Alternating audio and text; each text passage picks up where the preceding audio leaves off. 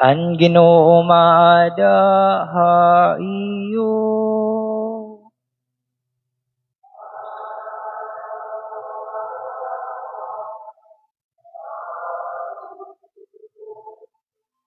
Pagbasa ti kang Santos nga Ebanghelyo, sumala kan San Mateo.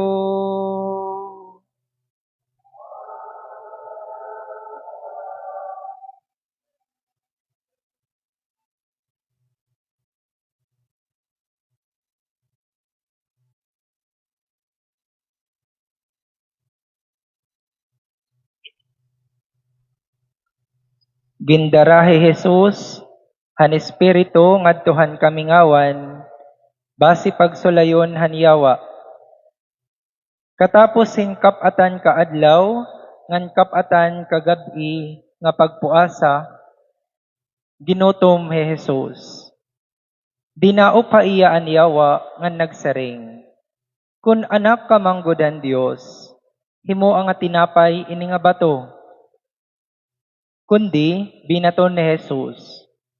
Nasaring an kasuratan, nabubuhi ang tawo, diri lahin tinapay, kundi hantag sa nga pulong nga giniyayakan han Dios. Niyan, gindarahiyahan yawa ngadtuhan baraan nga syudad, ngan ibinutang hiya didto han gihataasi nga atop han templo, ngan ginsaring hiya.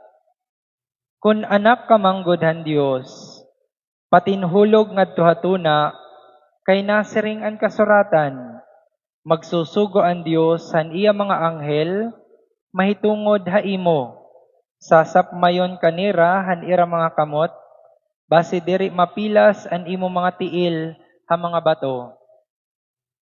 Binaton ni Jesus, kundi nasiring manliwat ang kasuratan, kinahanglan diri mo pagsulayon ang Ginoo nga imo Dios. Niyan, gindarahiyahan yawa, ngadtuhan gihataasi nga bukid, ngan iginpakita haiyaan nga tanan nga mga ginhadian han kalibutan, nga nanira kagamhanan. Ihahatag ko haimo ini nga tanan, nasaring an yawa, kun humapa ka, ngan magsingba ka haakon. Binaton ni Jesus, iwas dida Satanas, kay nasaring an kasuratan, singbahon mo ang Ginoo nga imo Dios, ngan hiyala ang pag-alagdon nimo.